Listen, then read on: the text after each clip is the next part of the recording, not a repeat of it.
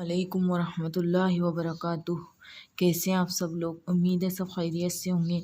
मैं आप सभी का अपने इस यूट्यूब चैनल क़वाइद कुरानिया में इस्तक़बाल करती हूँ। तो चलिए शुरू करते हैं। आऊज़ु बिल्लाहि मिनश्शैतानिर्रजीम बिस्मिल्लाहिर्रहमानिर्रहीम रब्बिश्रह ली सदरी वयस्सिर ली अमरी वहलुल उक़दतम मिन लिसानी यफ़क़हू क़ौली रब्बि यस्सिर वला तुअस्सिर वतम्मिम बिल खैर वबिका नस्तईनु या फ़त्ताहु रब्बि ज़िदनी इल्मा अल्लाहुम्मा इन्नी अस्अलुका इल्मन नाफ़िआ। तो हमारी तख्ती नंबर 12 चलेगी आज। उसका कायदा नंबर 1 था इजहार और नून साकिन और तनवीन के कायदे पढ़ रहे थे हम इसमें। तो कायदा नंबर 1 हमने इजहार पढ़े और अब तख्ती नंबर 2 में तख्ती नंबर 12 में तनवीन और नून साकिन का ही कायदा नंबर 2 देखेंगे हम। इख्फ़ा पहली तख्ती में हमने इजहार देखे थे और अब इख्फ़ा देखेंगे। तो इख्फ़ा यानी तारीफ़ देखेंगे हम उसकी नून की आवाज़ को, तनवीन या नून साकिन की आवाज़ को नाक में एक अलिफ के बराबर छुपाकर पढ़ने को इख्फ़ा कहते हैं। इख्फ़ा का मीनिंग क्या है? छुपाना। तो हुरूफ़ इख्फ़ा 15 है और हुरूफ़ हल्की कितने हैं? 6 है। कौन से हैं?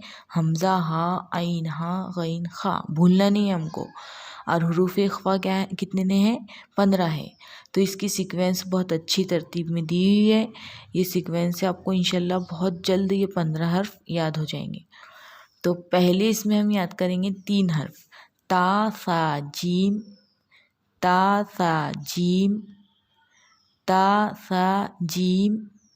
फिर दूसरे नंबर पे याद करेंगे हम 3 हर्फ, दाल जाल ज़ा, दाल जाल ज़ा, ता सा जीम, दाल दाल ज़ा, सीन शीन, सीन शीन, ता सा जीम, दाल दाल ज़ा, सीन शीन, सॉद दौद, सॉद दौद, ता सा जीम, दाल दाल ज़ा, सीन शीन, सॉद दौद, तौ ज़ा, तौ ज़ा। फिर आखिरी इसमें याद करेंगे हम 3 हर्फ, फ़ा काफ काफ।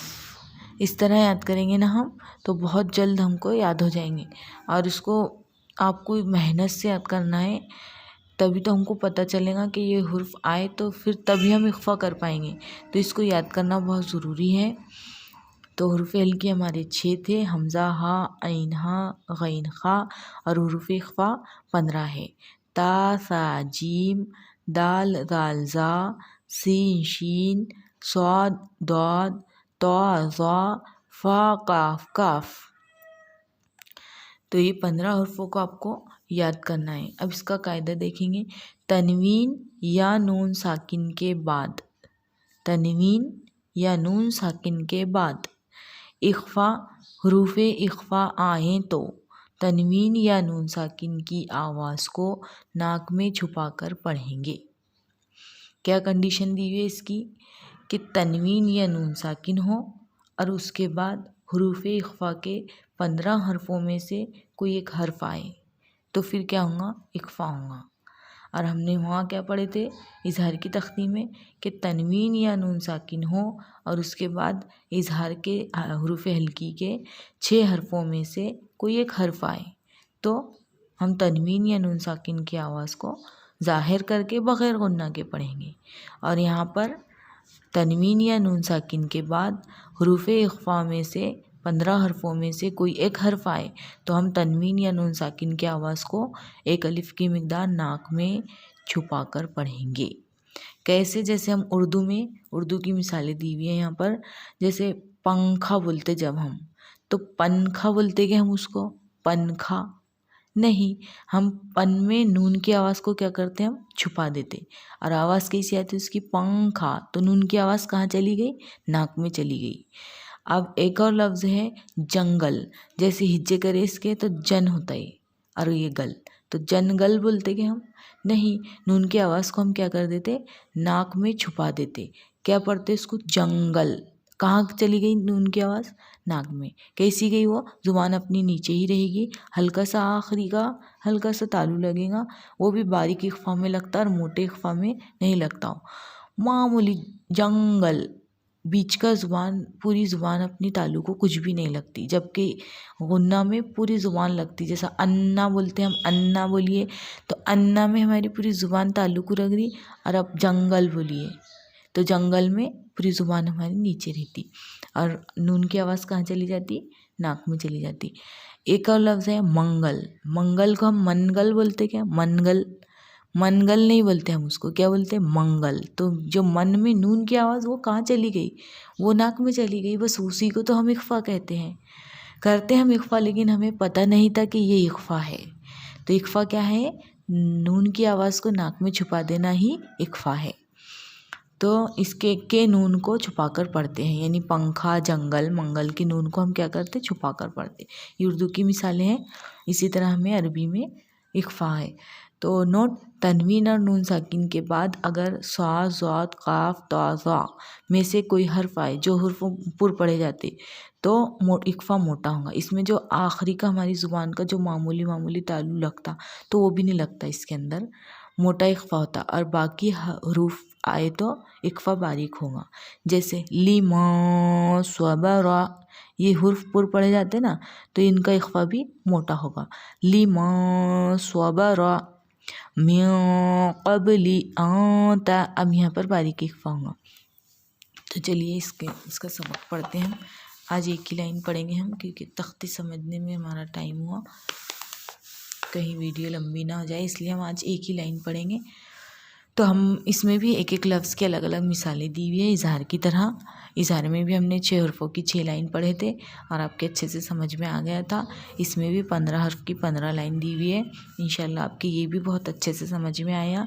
मैं अल्लाह ताला उनको जज़ाए खैर अता करे, बाजी को, जिन्होंने ये बहुत मेहनत से और बहुत ही अच्छे से उन्होंने ये अपना कीमती टाइम निकाल कर ये कवाइद कुरानिया किताब लिखी है। अल्लाह उनकी मेहनत को कबूल फ़रमाए और उन्हें अल्लाह जज़ाए खैर अता कराए, इनकी काविशों को कबूल फ़रमाए अल्लाह रब्बुल आलमीन।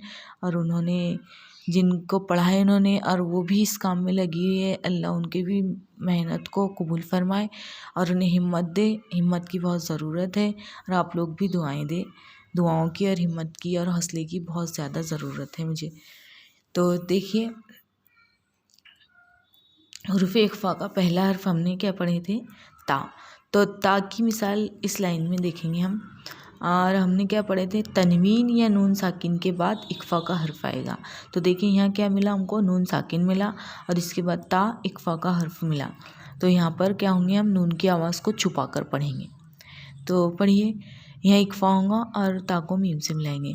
काफ नून पेश कूं, ता मीम पेश तुम, कूं तुम की इख्फ़ा कितने कब तक करना है? एक अलिफ की मिकदार। जिस तरह मद्दा की मिकदार है, खड़ा ज़बर खड़ी ज़ेर उल्टा पेश की मिकदार है, गुन्ना की मिकदार है, कितनी मिकदार है उनकी? एक एक अलिफ की मिकदार है। तो यहाँ भी हमको एक अलिफ, कम ना बहुत ज़्यादा भी नहीं करना है, तो हमको एक अलिफ की मिकदार करना है इख्फ़ा।